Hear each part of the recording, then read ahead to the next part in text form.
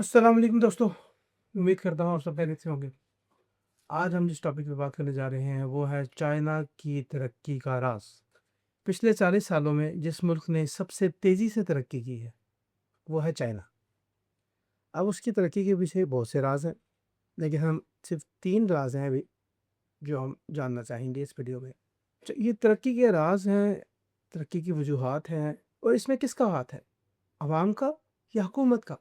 یہ حکومتی پالیسی ہے یا عوام کی مینٹالٹی ہے، ان عوام کی سوچ ہے، فکر ہے، افکار ہیں جنہوں نے ترقی کی راہ پہ گامزن کیا؟ اس کے بارے میں جانتے ہیں۔ جو سب سے پہلی وجہ ہے وہ ہے سوشل ججمنٹ کا نہ ہونا، یعنی کہ لوگ کیا کہیں گے کی فکر نہ کرنا۔ میرے والد صاحب جب 1980 کی دہائی میں چائنا گئے تو انہوں نے بتایا کہ دوپہر کے وقت لوگ شارٹس پہن کے، نکر پہن کے پھر رہے ہیں گرمی کے وقت میں، اور ایک دم سے بارش ہوتی ہے اور موسم سرد ہو جاتا ہے تو لوگ جیکٹس پہن کے پھرنا شروع ہو جاتے ہیں، اور اس بات کی بالکل فکر نہیں کرتے کہ لوگ کیا کہیں گے۔ ہمارے پاکستان میں مجھے نہیں معلوم کہ نوجوانوں میں تو یہ تاثر پایا، نوجوانوں کے اندر تو یہ عام پریکٹس پائی جاتی ہے کہ جب تک کوئی پہلا شخص جیکٹ نہیں پہن لے گا نا، جیسے سردی کا موسم آیا تو جب تک کسی ایک شخص نے بھی جیکٹ پہن لیا تو میں پہن لوں گا، اس سے پہلے نہیں پہنوں گا۔ کیوں؟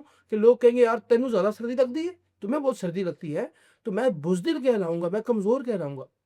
محلے کا کوئی لڑکا جو موٹر سائیکل خریدنا افورڈ بھی نہیں کر سکتا، میں موٹر سائیکل پہ جیکٹ پہن کے جا رہا ہوں، مجھے کہہ رہا بھائی تجھے وہ سردی لگتی ہے، تو بڑا کمزور ہے۔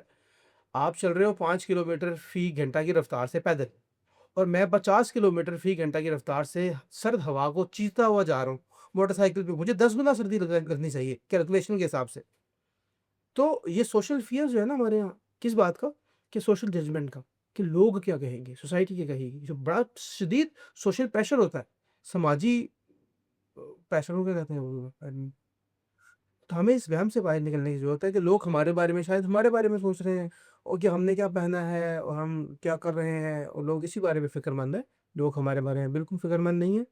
ہمیں اس بات کی فکر نہیں کرنی چاہیے کہ لوگ کیا کہیں گے۔ تو بھائی ایک ضرورت ہے سردی میں گرم کپڑوں کی، اور گرمی میں آپ کو جس طرح کے کپڑے پہننے ہیں، ہلکے کپڑے، تو اس میں فکر کرنا کہ پہلے کوئی شخص پہن لے پھر میں پہنوں گا، لوگ مجھے یہ کہیں گے، جج کریں گے۔ تو اس فکر سے چائنا آزاد ہو چکا، اس کے لوگ آزاد ہو چکے، اس میں حکومتی پالیسی کہاں سے آ گئی؟ تو اس کے لوگ جس سے آزاد ہوئے اس فکر سے، اور انہوں نے ترقی کی راہ پہ گامزن ہوئے۔ یہ پہلی وجہ۔ جو سیکنڈ ریزن ہے، دوسری وجہ یہ ہے کہ چائنا نے مڈل کلاس کو ڈیولپ کیا، ایکسپینڈ کیا۔ مڈل کلاس وہ ہوتی ہے کہ جو خرچ کرنے کی طاقت رکھتی ہے، جو اچھا ارن کرتی ہے اور خرچ کرنے کی طاقت رکھتی ہے، اپنا گھر بنانے کی کوشش کر رہے ہوتے ہیں، نئے بزنس اوپن کر رہے ہوتے ہیں، لوگوں کو زیادہ سے زیادہ فیسیلیٹیٹ کیا، چھوٹے سرمایہ داروں کو، چھوٹے کاروباری حضرات کو انہیں فیسیلیٹیٹ کیا، انہیں ان کے ساتھ تعاون کیا، اس طریقے سے انہیں ایسی سہولیات دی کہ کاروبار پھلے پھولے۔ ٹھیک ہے، چھوٹی چھوٹی انڈسٹریز بھی پھلتی پھولتی گئیں، اور اتنی بڑی انڈسٹری چائنا کے اندر، اتنی بڑی تعداد میں انڈسٹری جو لگی، وہ سب مڈل کلاس ہے۔ بہت بڑے بڑے ٹیک جائنٹس بڑی بڑی فیکٹریوں کے مالک ہوں گے، لیکن چھوٹی فیکٹریز بھی بے تحاشا ہیں۔ تو وہ ساری کی ساری مڈل کلاس ہے، جتنی بڑی مڈل کلاس ہوگی اتنا ہی ملک ترقی کرے گا۔ ہمارے پاکستان میں امیر امیر تر ہوتا چلا جا رہا ہے، اور غریب غریب تر ہوتا چلا جا رہا ہے، اور جو مڈل کلاس تھی، مڈل کلاس لوور کلاس کی طرف سپریس ہوتی چلی جا رہی ہے، پش ہوتی چلی جا رہی ہے۔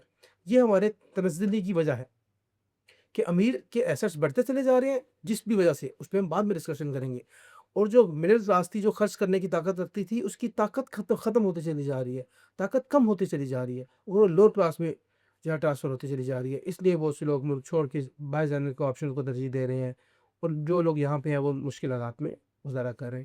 تو مڈل کلاس کو ایکسپینڈ کرنا دوسری وجہ ہے چائنا کی ترقی کرنے کی۔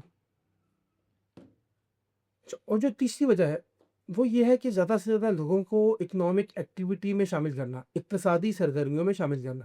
میرے والد صاحب بتاتے ہیں کہ جس وقت یہ ٹیکنالوجیز بن چکی تھی، مشینری بن چکی تھی کہ جہاز کو لنگر انداز کرنا ہوتا ہے، بحری جہاز جب آ کے ڈیک پہ اسٹیشن پہ آ کے لگتا ہے اپنے جو جہاں پہ آ کے اس نے پارک ہونا ہے، پارکنگ سمجھنے، تو وہاں پہ اسے رسے کی مدد سے نا لوگ کھینچتے ہیں۔ مشینیں بن چکی تھیں 1980 کی دہائی میں، پوری دنیا میں مشین جو ہے، موٹر جو ہے، اسے کھینچتی تھی، لیکن چائنا نے لوگوں کی ڈیوٹی لگائی تھی کہ لوگ رسے کے ذریعے مینولی اسے کھینچیں گے۔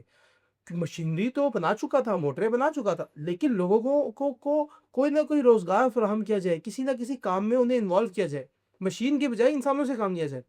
ये उसकी पॉलिसी थी। और मेरे वालिद साहब बताते हैं कि बुज़ुर्ग लोग जो है वो उस सड़क के किनारे बैठे होते, जब स्कूल की छुट्टी का टाइम होता, ट्रैफ़िक को कंट्रोल कर रहे होते। वॉलंटियर्स बुज़ुर्ग हज़रात को भी किसी न किसी काम पे लगाया हुआ है। उनके हाथ में कोई स्टॉप का साइन है, कोई एलईडी लाइट आजकल होती है बाज़ का ट्रैफ़िक सार्जेंट्स के पास, जिससे वो इशारा करके रोकते हैं कि आप अलाउड है, आपको ट्रैफ़िक को पास करना। या पैदल जो पेडेस्ट्रियंस हैं, जिन लोगों ने पैदल गुज़रना है, रोड को क्रॉस करना है।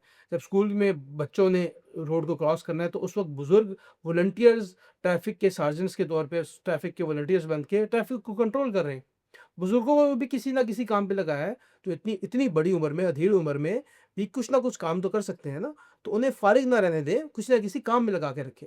तो लोगों को ज़्यादा से ज़्यादा इन्वॉल्व करना एक्टिविटी में, बजाय इसके कि मशीनों से, सॉफ्टवेयर से, एआई से काम लिया जाए, लोगों को इन्वॉल्व करना, लोगों से काम लेना, ताकि लोगों को की मसरूफियात रहे, कुछ ना कुछ कमाने का ज़रिया रहे, इकोनॉमिक एक्टिविटी के अंदर इंसानों की शमूलियत जो है वो बरकरार रहे। ये तीसरी वजह है चाइना की तरक्की करने की। उसके अलावा बेशबहा तरक्की करने की जो उसकी वजूहत हैं, हम सब स्टडी भी करेंगे, पढ़ेंगे, उस पे वीडियोज़ भी बनाएँगे। बहरहाल 3 वजूहत हम दोबारा से एक दफ़ा दोबारा से रिवाइज़ कर लेते हैं। एक तो ये सोशल प्रेशर का ना होना, सोशल फ़ियर का ना होना कि लोग क्या कहेंगे, सोशल जजमेंट कि हमें लोग सोशली जज कर रहे हैं हमें कि यार मुआशरा हमारे बारे में क्या सोचता है, मैंने इस तरह के कपड़े पहने हैं तो लोग क्या कहेंगे, अगर मैंने फलाँ तरह के कपड़े पहन लिए तो लोग क्या कहेंगे। दूसरी वजह मिडिल क्लास को एक्सपैंड करना। वो लोग जो कि ना बहुत ज़्यादा अमीर हैं, ना बहुत ज़्यादा गरीब हैं। ह जो गैर तरक्की याफ़्ता ममालिक में अमीर अमीर-तर और गरीब गरीब-तर होता है, मिडिल क्लास कम होती है। जबकि चाइना के अंदर मिडिल क्लास बहुत बड़ी है, जो पैसा खर्च भी कर सकती है और पैसा इन्वेस्ट भी कर सकती है, तजुर्बात भी कर सकती है। छोटी इंडस्ट्री, छोटे कारोबार बहुत ज़्यादा है और मज़बूत है। तीसरी वजह, लोगों को इक़्तिसादी सरगर्मियों में किसी न किसी काम में मशगूल रखना, जिससे पैसा जनरेट हो। कोई ना कोई उनकी रोज़ी-रोटी का सबब बना रहे, उनके रोज़गार का कोई ना कोई सबब बना रहे। जैसे कि आपको बताया कि बजाय मोटर के ज़रिए जहाज़ को खींचने के, रस्से की मदद से बहरी जहाज़ों को खींचना के लिए लोगों की ज़िम्मेदारी, ताकि वो उसे पार कर सकें। ताकि लोगों को किसी न किसी काम में मसरूफ़ रखा जाए और उन्हें कुछ न कुछ पे किया जाए, बजाय इसके कि मशीनों से काम लिया जाए। 3 वजूहात। इसी तरह की और वीडियोज़ में हम और भी सोशियो इकोनॉमिक पॉलिसीज़ के मुतालिक, चाइना की पॉलिसीज़ के मुतालिक डिस्कस करेंगे और उसके अलावा बाकी ममालिक पे भी बात करेंगे। तो मज़ीद वीडियोज़ के लिए चैनल को सब्सक्राइब कर लीजिएगा। आप सबका बहुत शुक्रिया। अल्लाह हाफ़िज़।